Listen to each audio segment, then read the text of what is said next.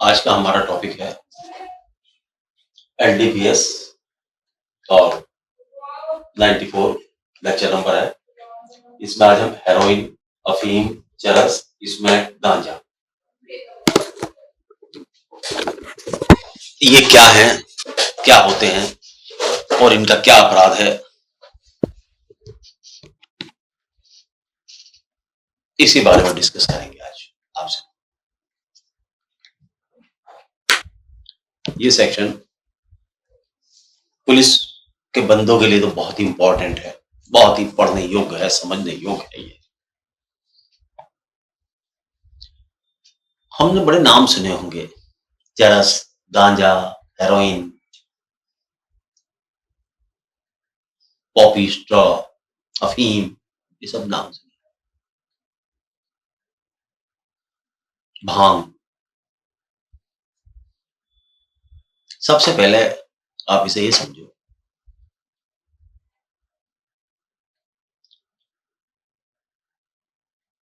इसमें 3 प्रकार से अपराध बनते हैं और 3 ही प्रकार से सजाएं दी जाती है। इससे इसको स्मॉल क्वांटिटी, मीडियम क्वांटिटी और कॉमर्शियल क्वांटिटी में बांटा जाता है।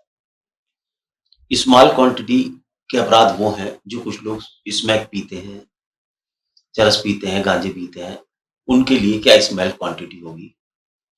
पीते हैं, पकड़े जाते हैं, अपराध है। जब पकड़े जाओगे तो अपराध हो जाएगा।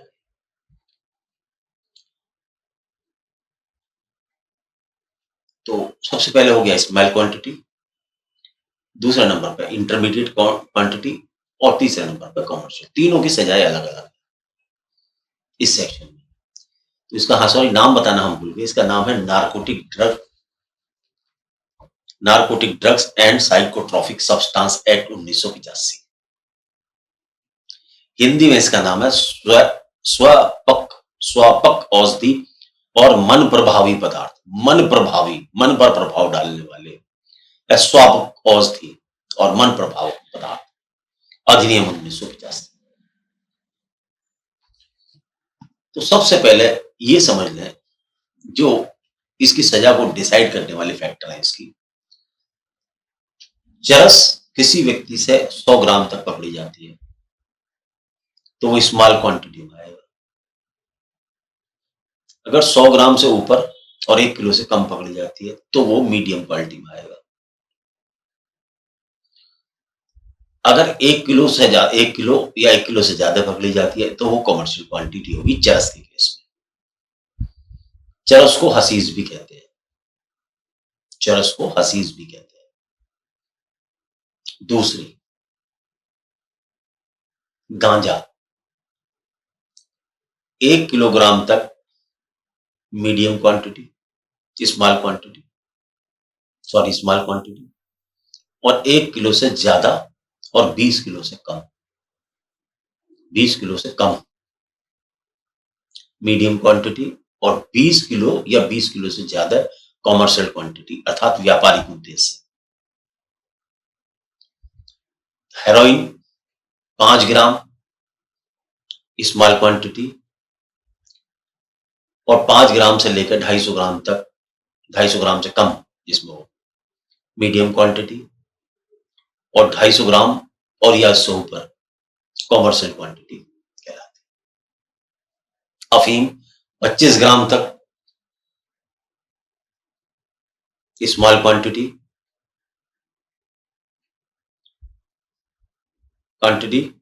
और उससे ऊपर 25 ग्राम से ऊपर और 2.5 किलो से कम मीडियम क्वांटिटी, और 2.5 किलो से ऊपर कॉमर्शियल क्वांटिटी में 2.5 किलो या 2.5 किलो से ऊपर कॉमर्शियल क्वांटिटी में गिने जाएंगे। इसी तरीके से पॉपी स्ट्रॉ 100 ग्राम 1 किलो मिनिमम क्वांटिटी और 50 केजी मैक्सिमम कॉमर्शियल क्वांटिटी, और इनके बीच में जो है वो इंटरमीडिएट क्वांटिटी अर्थात 1000 ग्राम से कम और 50 किलो से कम वो मीडियम क्वांटिटी। इनके बीच की जो है वो ये क्वांटिटी। दोबारा रिपीट करता हूं, 100 ग्राम चरस minimum medium quantity, 1 kilo commercial, गांजा 1 kilo small quantity, 20 kilo commercial, heroin 5 gram small quantity, 250 gram commercial,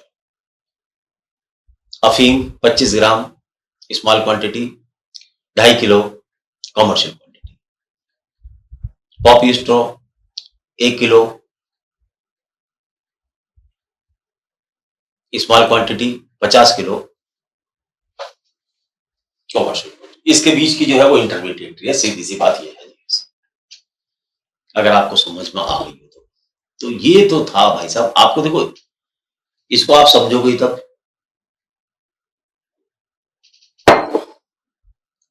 जब तक आप इसको समझोगे नहीं,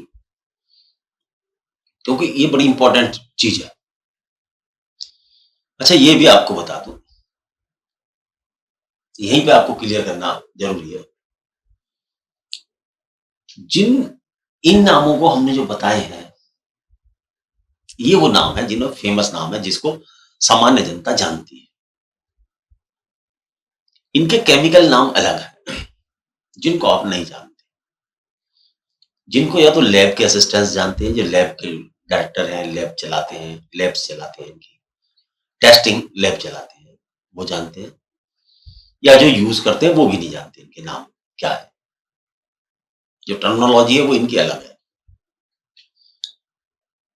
तो इनके नाम हम नहीं जानते, लेकिन हम इनके यही वाले नाम जानते हैं, चरस, हसीस, गांजा, हेरोइन, स्मैक, अफीम, ये वाले नाम जानते हैं। लेकिन आपको एक बात बता दूं,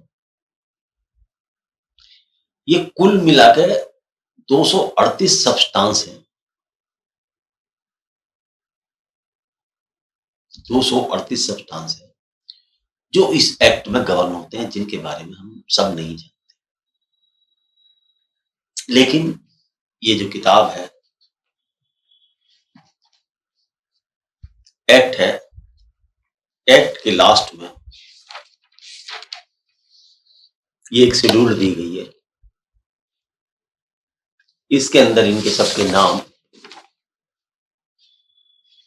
बताए गए हैं। एक्ट अगर पढ़ेंगे, नारकोटिक सब्सटेंस 1985 एक्ट, तो देखेंगे, और इसके अंदर एक शेड्यूल और दी गई है, जिसके अंदर ये शेड्यूल है, जिसके अंदर ये 110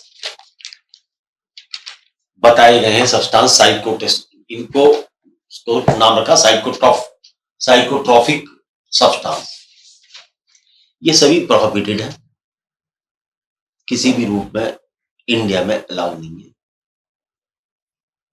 एक न्यूयॉर्क में कन्वेंशन हुई थी, उसके बाद में इस एक्ट को हमने अडॉप्ट किया, और इस एक्ट को हम इंडिया में नशा उन्मूलन के नाम से, नशा खत्म करना है, ये एक्ट लागू हुआ, जिसका नाम narcotic drug and substance act कहलाता है। ये मैं आपको इसलिए पढ़ा रहा हूं, ये बता रहा हूं, ये बहुत यूज होता है, और लोग इन चक्रों में, जवान बच्चे हसीस, चरस, गांजा, अफीम, नशेबाजी में पड़ते हैं। तो ये अफराद भी बहुत होते हैं।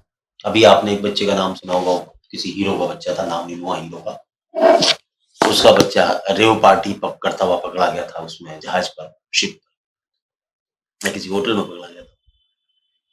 तो बड़ा परेशान होना पड़ा उस बेचारे, कलाकार को बहुत परेशान हुआ उसका बच्चा, जिसका फंस जाता है। बहुत सीरियस ऑफेंसेस हैं, बहुत ज्यादा तक सजाएं हैं इसमें, स्मॉल क्वांटिटी में कम सजाएं हैं, और वैसी क्वांटिटी में बहुत ज्यादा सजाएं हैं। 10 साल तो मिनिमम सजा है इसमें, जो कमर्शियल और मीडियम क्वांटिटी 10 साल, कम से कम 10-20 साल की सजा है। बहुत सीरियस है वो ऑफेंस है।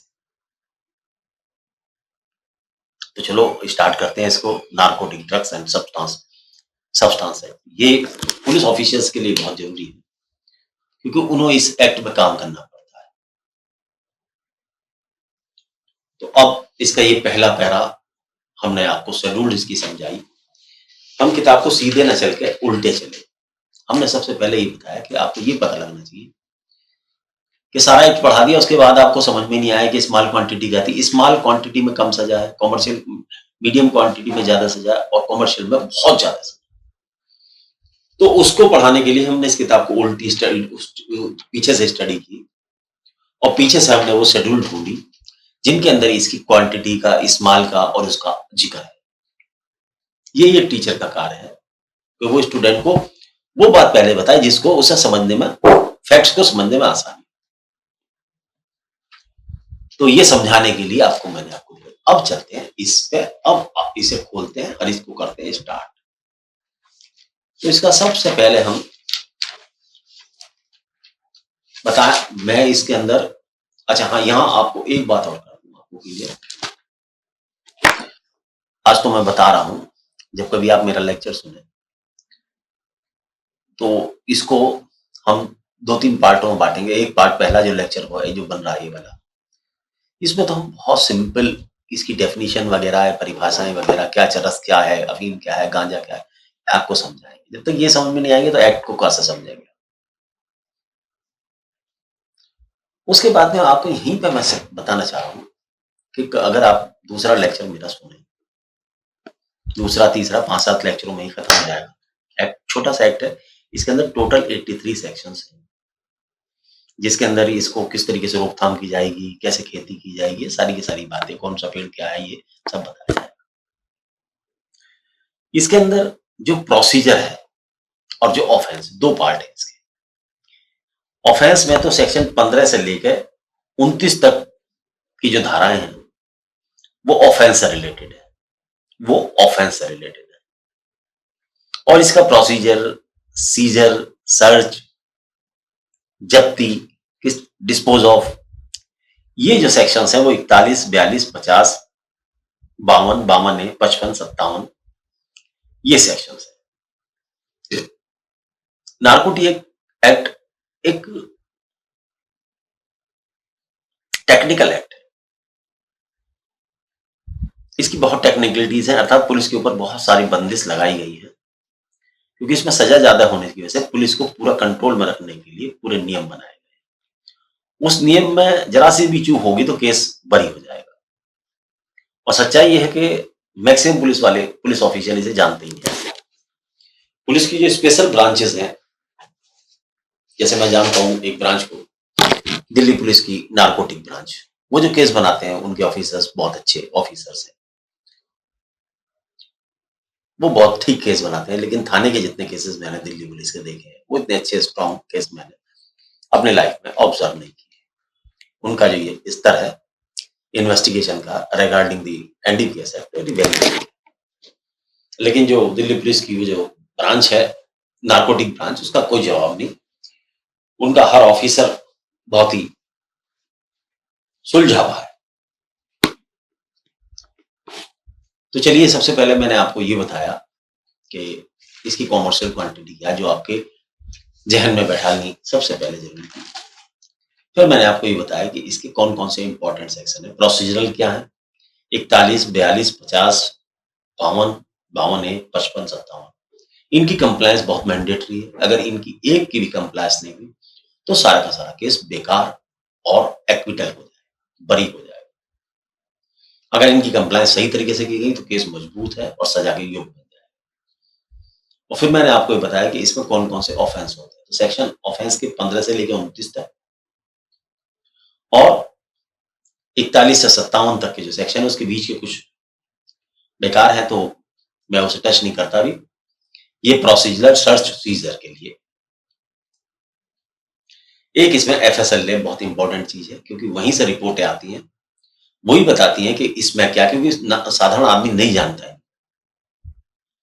कुछ पुलिस ऑफिशियल अपनी कैपेसिटी में जान सकते हैं, क्योंकि काम करते हैं फील्ड में, तो पहचान सकते हैं कि इसमें क्या, ये हीरोइन है, गांजा है, ये खुशबू से है, इससे कहीं ना कहीं से पहचान सकते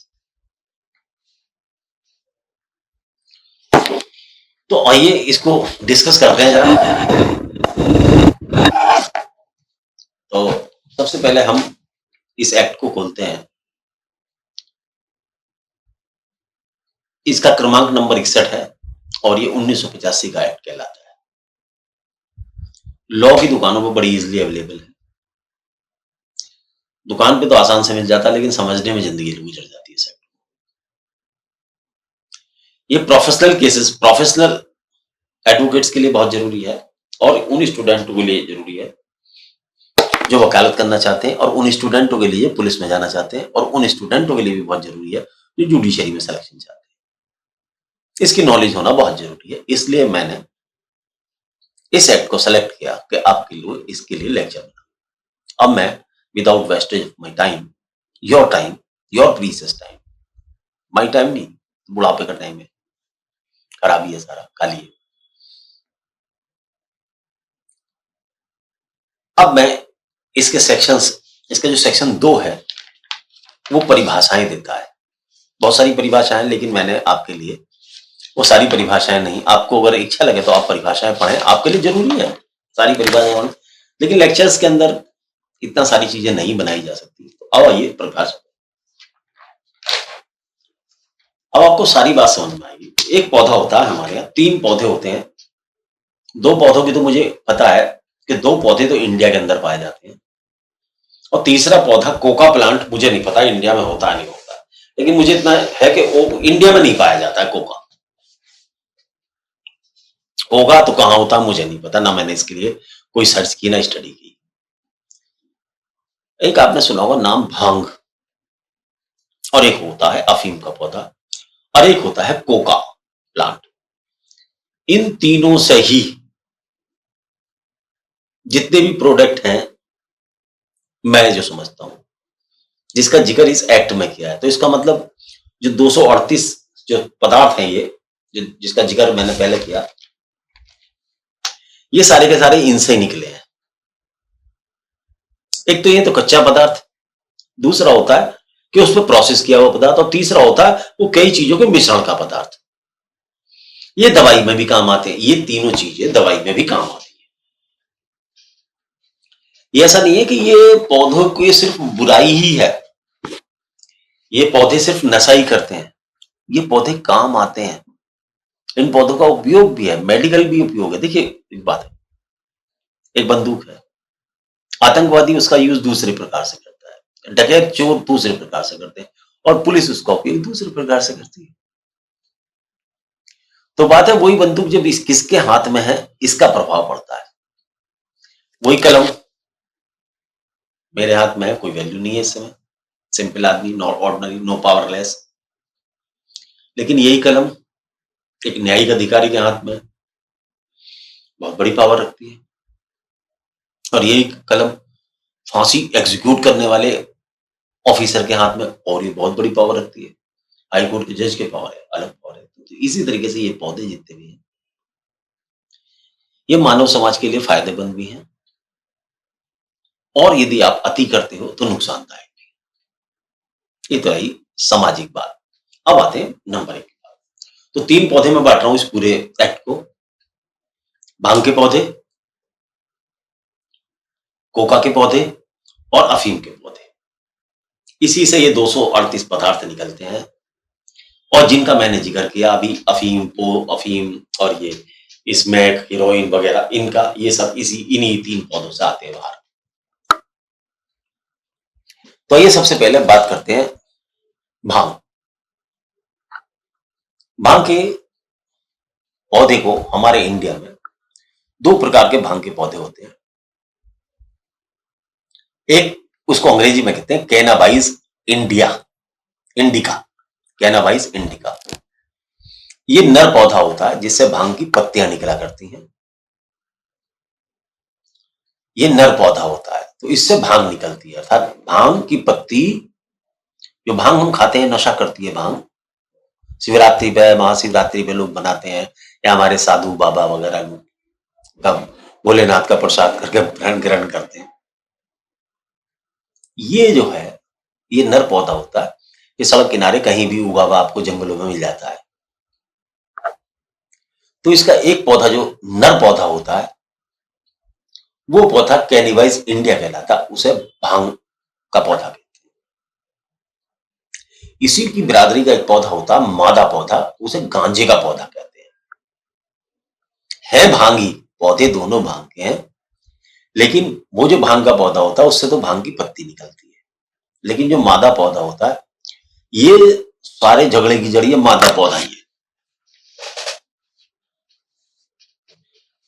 इंडिया में जो इसके भांग के उत्पादों के अपराध चालू होते हैं इस मादा से चालू होते हैं।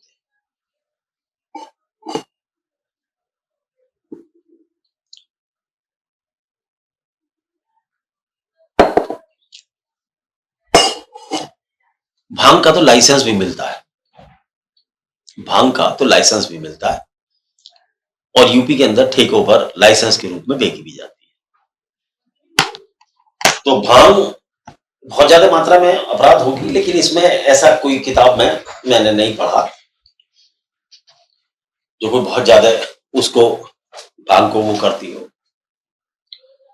लेकिन भांग के जो भांग पत्तियों वाली है उसकी बात कर रहा हूं मैं, वो तो दुकानों पर मिलती भी है लेकिन लाइसेंस से मिलती है, ऐसा नहीं मिलती कि सरेआम। हो सकता है उस पर भी कुछ अलग नियम हो, वो मैं आगे बताऊंगा जैसे जैसे एक्ट को देखूंगा। क्योंकि हमने तो अधिकतर आपराधिक वाली बातें देखी हैं, इस बात पे कभी ध्यान नहीं दिया कि कौन सी, क्योंकि भांग वांग खाते देखा है लोगों को, इसलिए हम ज्यादा उस पर नहीं जा रहे अभी कि उसको क्या लीगलिटी क्या है। नहीं, हम तो अपराध वाली बात करते हैं, मैं अपराधी, क्योंकि मैंने लोगों को खूब भांग खाते देखा है। और यूपी के अंदर तो बहुत, यूपी एक ऐसा स्टेट है जिसके अंदर तो भांग पूर्वी इलाकों में चले जाए या पहाड़ों में चले जाए, ये संतों के पास मेरे भांग की बूटी थी, बूटी क्या के वो तो लेते हैं, कहीं सड़कों किनारे मिलती है खूब बहुत है। लेकिन जिन्हें पहचान है उन्हें पहचान है, हमें नहीं। आओ तो याद करें। तो भांग का पौधा है एक, और एक है गांजे का पौधा। गांजा फूल से बनता है, गांजा फूल जो होते हैं उसके फूल और उसकी कुछ पत्तियों से मिलाकर गांजा बनता है, और भांग केवल पत्ती पत्ती का रूप ही भांग है। तो गांजे के अंदर जो उसका फूल है, भांग के पौधे का नाम है उसका कैनबिस सेटिविया, सेटिविया गांजे का पौधा कहलाता है, उसका नाम है। तो उसका जो फूल है और उसकी जो पत्तियां हैं उनको मिला के जो है ये बनता है साहब गांजा। और भांग तो पत्ती है ही खाली। अब जरा सा इससे समझ लें कि गांजे से क्या क्या प्रोडक्ट बनते हैं। अब थोड़े 7 मिनट रह गए, समझना जरूरी है, तो बहुत टाइम लग जाएगा। भांग से चरस की उत्पत्ति होती है, जिसे हशीश भी कहते हैं। भांग से चरस की उत्पत्ति होती है जिसको अफीम भी कहते हैं।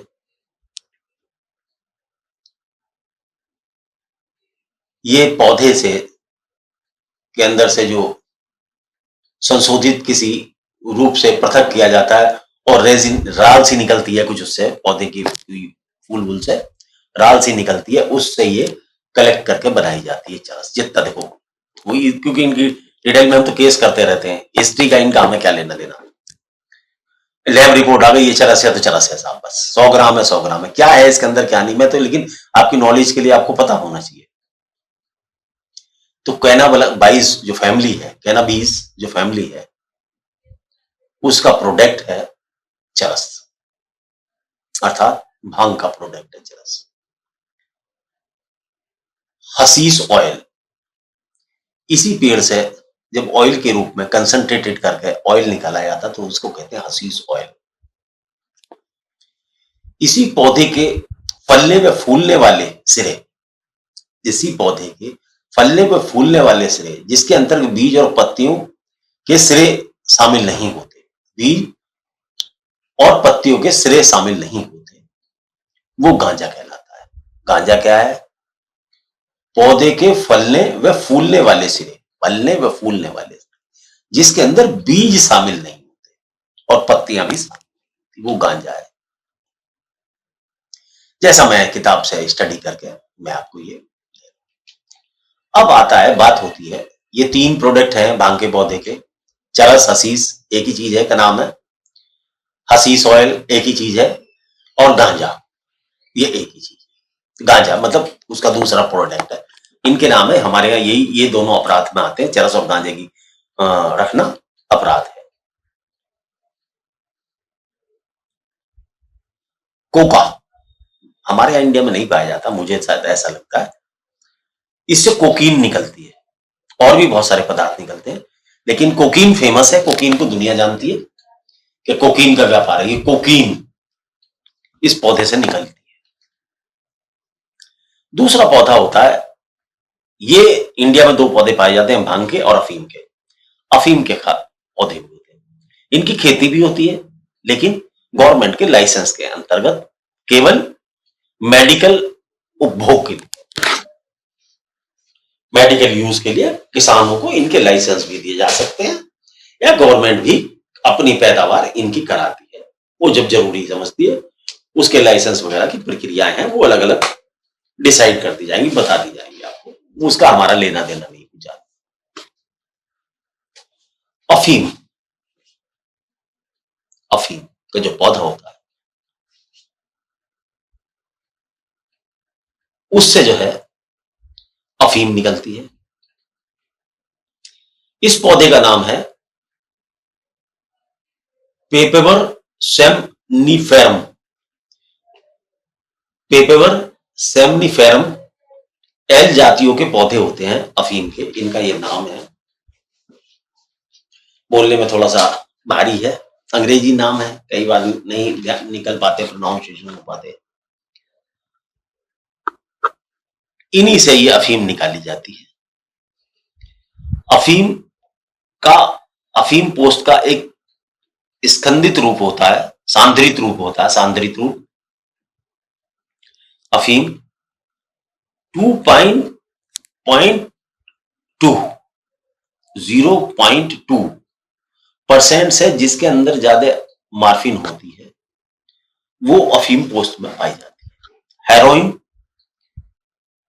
जिसको डाई मार्फिन या स्मैक भी कहते हैं, ये अफीम से ही प्रोसेस करके, मशीनरी द्वारा प्रोसेस अडॉप्ट करके, कुछ और चीजें मिला के, ये हेरोइन पब्लिक डाई मार्फिन या स्मैक बनाई जाती है। तो स्मैक के बहुत केस आते हैं और हेरोइन के आते हैं, और इस दोनों का नाम डाई मार्फिन, एक केमिकल नाम है इसका, डाई मार्फिन।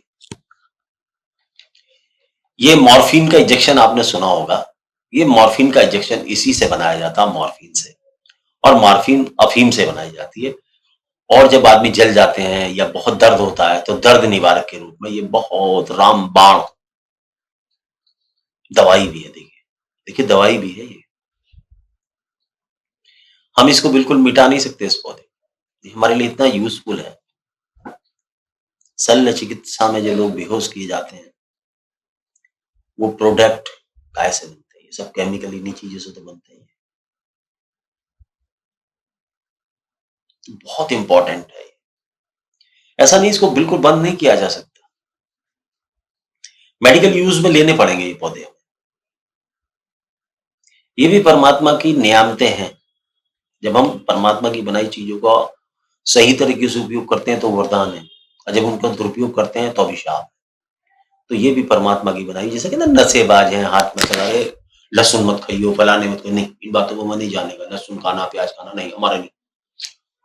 जब चीज मेडिसिन के रूप में हो तो उसको इस्तेमाल करने में बुराई नहीं है। हाँ, नशेबाजी गलत है, लेकिन मेडिसिन के रूप में हम इन्हें खत्म नहीं कर सकते, जड़ से नहीं मिटाए जा सकते, क्योंकि ईश्वर ने बनाए हैं ये सोच के बनाए कि जिंदगी में काम आएंगे, और काम आ रहे हैं, सब हॉस्पिटलों में काम आते हैं। स्मैक, हेरोइन, ये नशे की चीज है, ये नशे के लिए ही बनाए जाते हैं।